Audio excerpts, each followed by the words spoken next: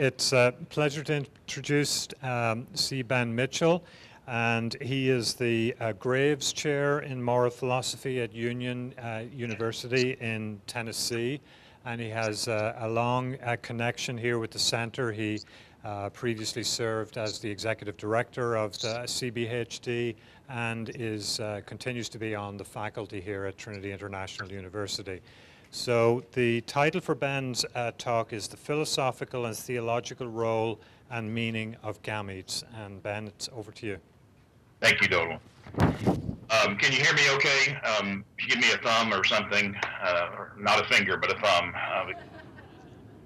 But it's wonderful to see you. I'm sorry that I can't be there in an embodied way, but I'm appreciative of the technology and for the opportunity to join you this way.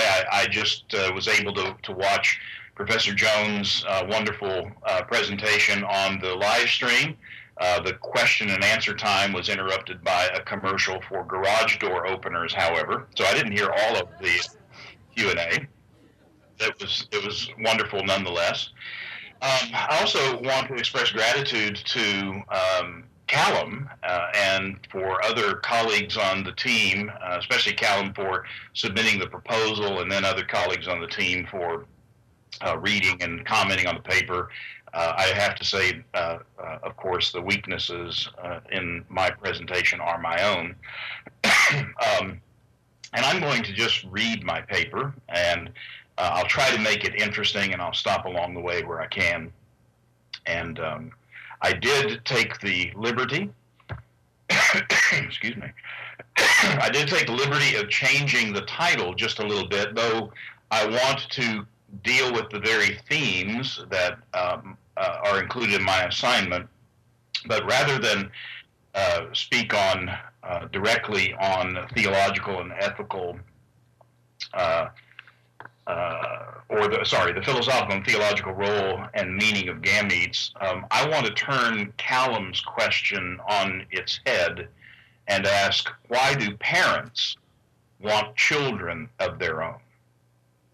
So why do parents want children of their own? Synthetic biology is a relatively new and rapidly expanding field of research with enormous potential to transform our ability to understand and to manipulate biological systems.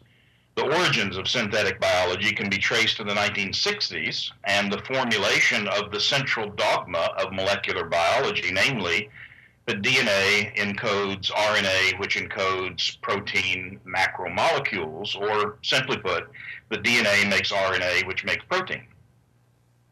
Understanding the function of the genome led in the 1970s to the ability to clone DNA.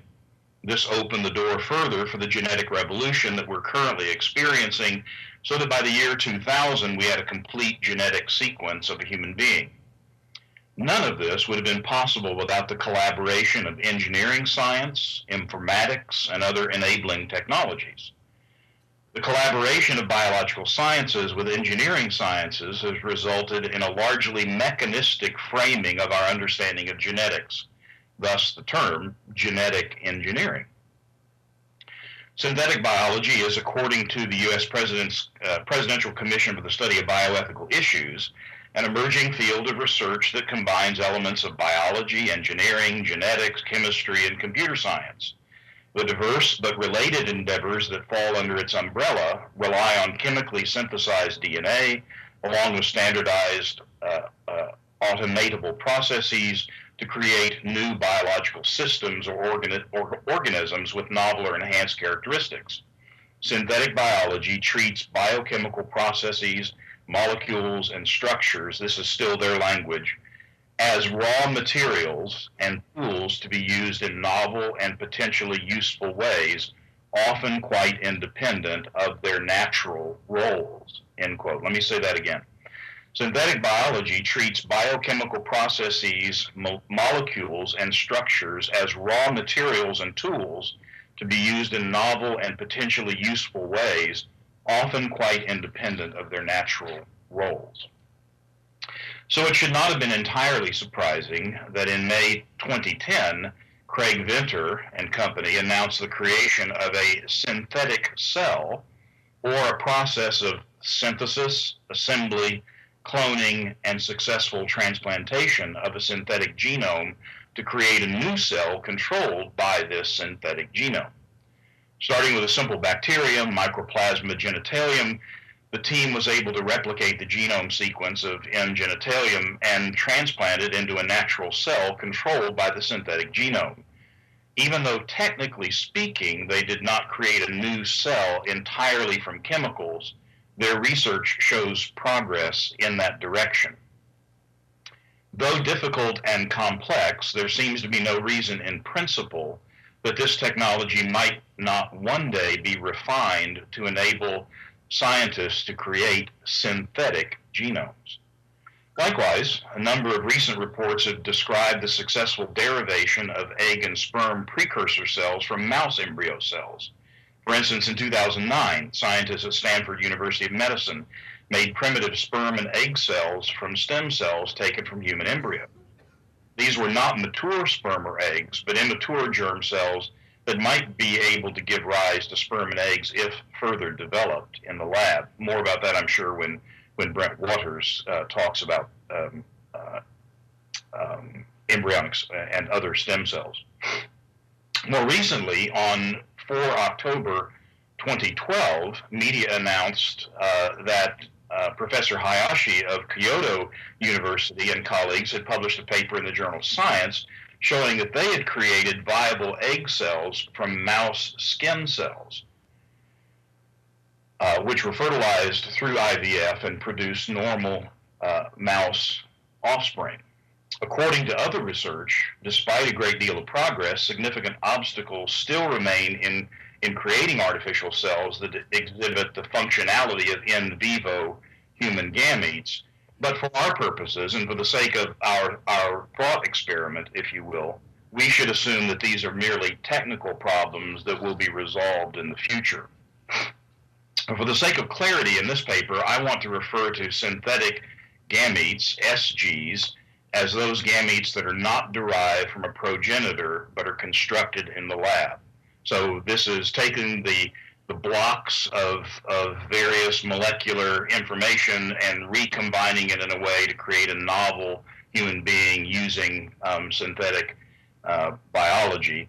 And then I want to reserve the term artificial gametes, or AGs, for those which have an identifiable progenitor but are not the progenitor's own germ cells because they're derived from other cells in the body, like deriving gametes from mouse skin cells, perhaps deriving human gametes from human skin cells.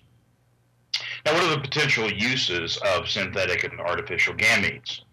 Well, one, research using SGs and AGs may be useful in understanding gametogenesis, that is how gametes, what the origin of gametes themselves, and that research might lead to a variety of applications. Number two, synthetic and artificial gamete research might lead to an increased understanding of genomic imprinting. Problems with genomic imprinting are presumed to be the reason behind suboptimal embryo development in reproductive cloning. We know that cloning doesn't work in part, or most of the time doesn't work in part, because we can't direct the cells to do what we want them to do, and that has something to do with imprinting. According to Newson and Smader, the cloned cell, quote, does not have its imprinting reprogrammed to allow the genes vital to embryo development to be switched on. So it's a problem with getting the genes to do as we wish, when we wish. Number three, research using synthetic and artificial gametes might lead to insights into illnesses that affect germ cells. Hubner and others suggest that research on artificial gametes could, quote, contribute to a better understanding of the regulation of spontaneous ovarian teratocarcinogenesis, the development of cancer cells, and the molecular mechanism by which genes such as CMOS block the second meiotic metaphase arrest. We'll have Joyce explain to us what all that means. And then number four, synthetic and artificial gamete research could also lead to a renewable resource for donor eggs. either for research or for use in fertility treatments. Many have lamented the scarcity of donor eggs for research purposes. Using either the techniques of synthetic biology or IVF, researchers and fertility specialists could produce as many gametes as desirable, at least presumably speaking. So it's just a hint at the development of the science, what it might mean, and how it might be used. And now I want to, in some ways, echo what Professor Jones has said, and in other ways, I suppose, move beyond it. Children are among the most vulnerable members of the human community. Because they cannot protect their own rights and interests, it's incumbent on others to do so on their behalf. Almost every decision about infertility and assisted reproductive technologies focuses on the reproductive rights of adults. When the well-being of children born from artificial reproductive technologies is discussed, the focus seems nearly always to be about either the general health of the offspring or about whether or not the offspring possesses or does not possess this or that desirable or undesirable trait. It's largely assumed that one, since it's the right of the adults to have children of their own, two, any lawful reproductive arrangement they employ is therefore licit. Prospective parents' right to choose if, when, and how to have offspring trumps other goods or rights. Might it be the case, however, that, as Margaret Somerville has argued, children have a human right to natural biological origins? In other words, might it be the case that children have a right to biological parents of their own?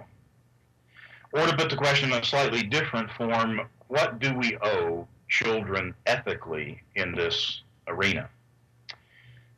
The human right to have two genetic biological parents seems to me to be secured, one, as a natural human right, two, as an entailment of procreation in marriage, and three, potentially as a matter of global consensus. So let me take those in turn. As a natural human right. Natural rights are those rights that do not arise by consensus, but belong to human beings in virtue of their being human. In the Lockean tradition, for instance, which has informed much of the West, human rights include the rights to life, health, liberty, and property. Reason, Locke maintained, recognizes these rights as entailments of human dignity and self-determination. Quote, reason, which is that law, Locke declared, teaches all mankind who would but consult it, that being all equal and independent, no one ought to harm another in his life, health, liberty, or possessions. End quote. The most fundamental natural right of every human person is to be born from natural human origins. This seems to be a first principle for which no argument is necessary. Though a first principle by definition doesn't depend on more foundational principles, its truth can be supported by supplementary evidence available to common observation of human behavior and history. And so I want to offer some of that evidence that it is in fact a natural human right. For millennia of human history, sundering the child-parent bond has been seen either as a tragedy, travesty, or both. If the child-parent link was severed by the death of parents or by their not wanting the child became an orphan. These tragic circumstances led compassionate members of society to establish orphanages, children's homes, and a legal system supporting adoption as a means of rescuing children who've been unlinked from their biological parents. When children were separated from their biological parents by war, kidnapping, or other travesties, compassionate societies have recognized the threat to children and made every effort to locate and restore those children to their biological parents. That the right to be born from natural human origins is a natural right seems to be underscored by the experience of many adopted children. So-called closed or confidential adoption, where the names of the biological parents are concealed, has fallen under harsh criticism in many circles. Some people believe that making the identities of a child's biological parents literally a state secret is a gross violation of human rights. In 1998, for instance, Oregon voters passed Measure 58, which allows adoptees to unseal their birth records without a court order. Other U.S. states, which formerly kept closed adoption records sealed permanently, have since changed their laws to allow release of that information once the adoptee turns 18. Similarly, children adopted in the United Kingdom, Australia, Europe, and in several provinces in Canada are entitled to their birth certificates and may access their adoption records at age 18. It seems to support the idea that we think children have a right both to have and to know their biological parents. These phenomena are also being seen among children born through ARTs, assisted reproductive technologies. With the rise of the use of ARTs, increasing numbers of children born through those technologies and reproductive arrangements like surrogacy are seeking out their biological parents. At a European conference on the jurisprudence of the family in 2010, Margaret Somerville said, quote, "The impact of ARTs on children born through their use, other than that of their physical health, has been largely ignored. It has been readily assumed that no major ethical or other problems arise in creating children from donated gametes, and that opposition to their creation, to the creation of these children is almost entirely based on religious beliefs. Such assumptions have been dramatically challenged in the last 2 years as the firstborn through those technologies reached adulthood, became activists, and called for change.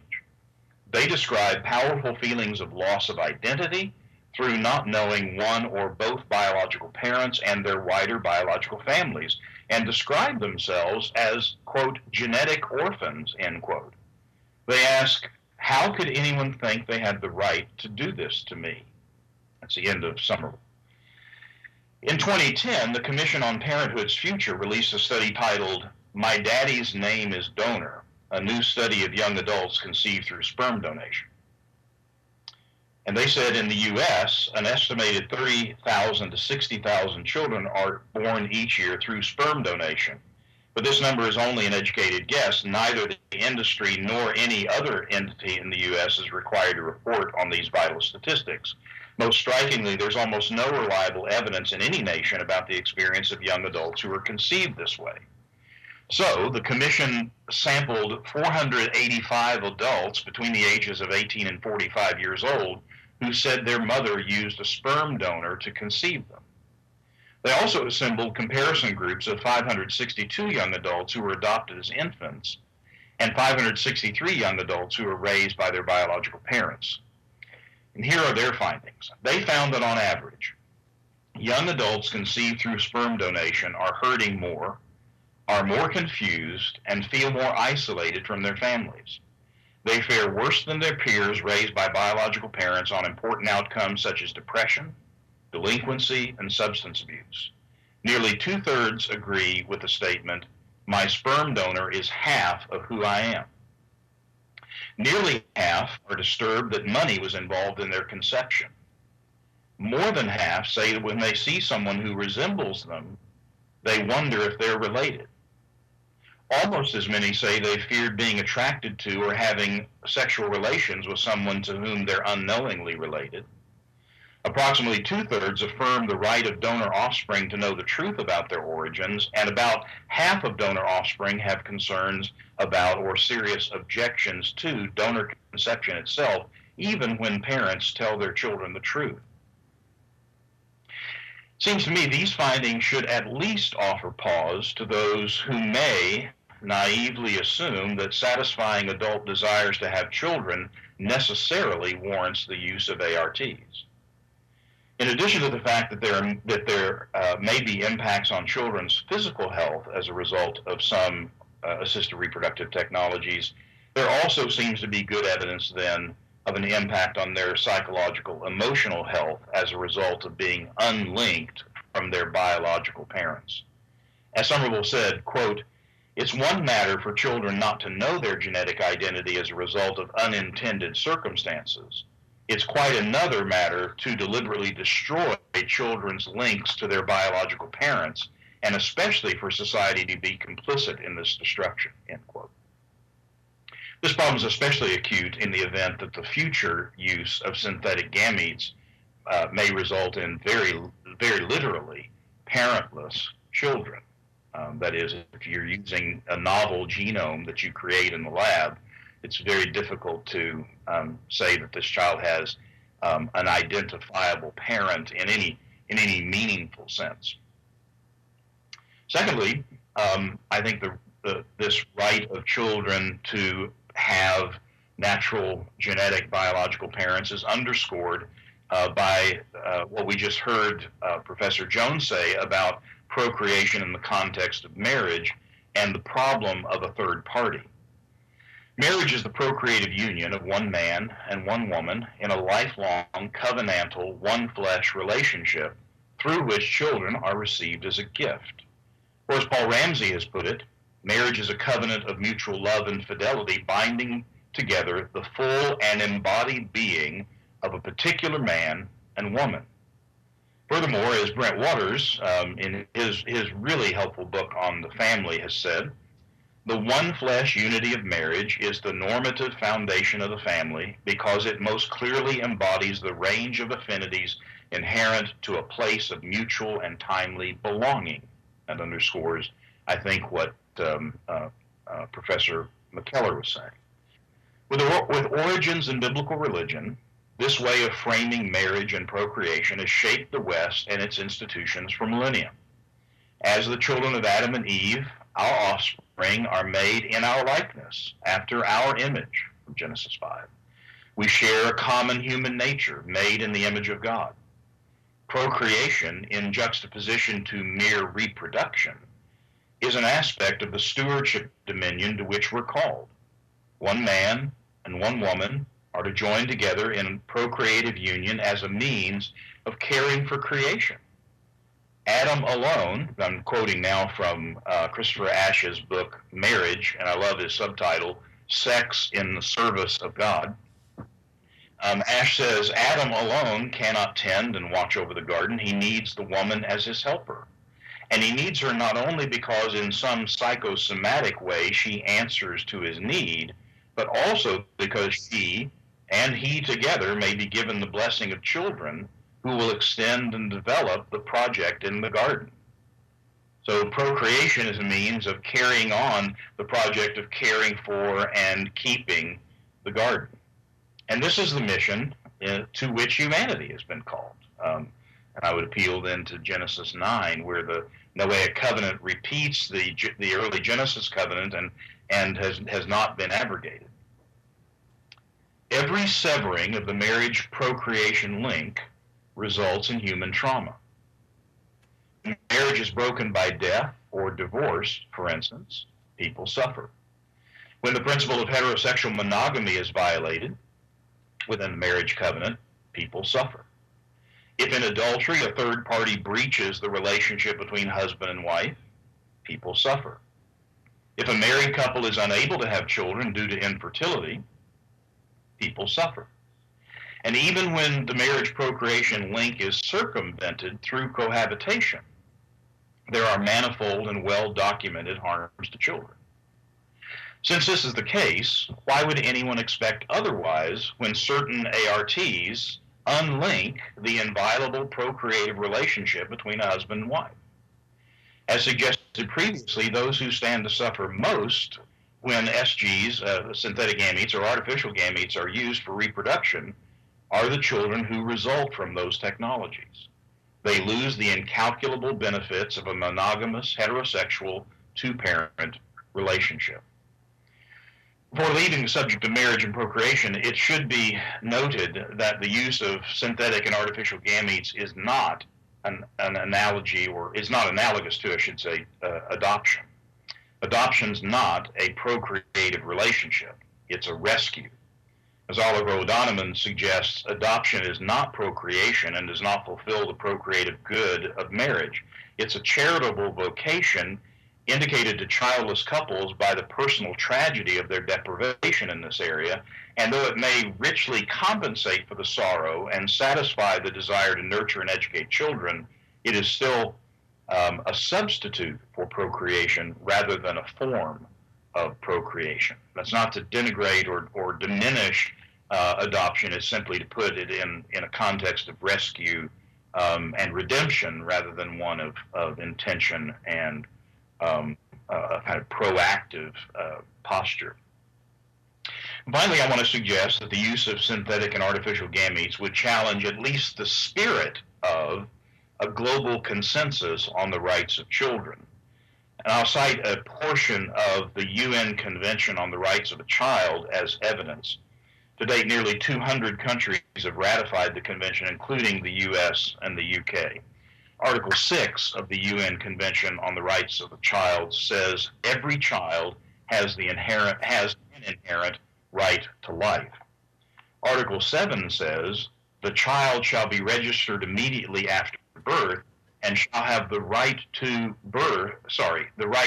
birth to a name, the right to acquire a nationality, and as far as possible, the right to know and be cared for by his or her parents. Article 8, state parties undertake to respect the right of the child to preserve his or her identity, including nationality, name, and family relations as recognized by law without unlawful interference. Article 9, I'm only quoting some of the subsections under each of those articles, but I think these are the appropriate ones for our purposes. Article 9, state parties shall ensure that a child shall not be separated from his or her parents against their will, except when competent authorities subject to judicial review determine in accordance with applicable law and procedures that such separation is necessary for the best interest of the child. Such determination may be necessary in a particular case as one involving abuse or neglect of the child by parents, or one in which parents are living separately and a decision must be made at the child's place of residence. And then the articles go on to say that even in those cases, where possible, children should be returned to their parents. The convention recognizes then the right of children to know their parents, and it seems to me assumes at least the prima facie right of children to have two parents. Furthermore, the convention recognizes the right of children to a familial identity, including a nationality. Synthetic gametes certainly make this quite a challenging standard to achieve. Now, it might be argued that the convention was not designed to apply to assisted reproductive technologies, and that may indeed be the case. Nevertheless, if the principles contained in the convention represent accurately the rights of children, then the burden is on those who wish to justify the use of those technologies to demonstrate how those principles may be applied consistently while at the same time protecting children from harm. So it seems to me, for the love of children, we ought to protect and we ought to celebrate the right of children to two natural genetic parents. Thank you.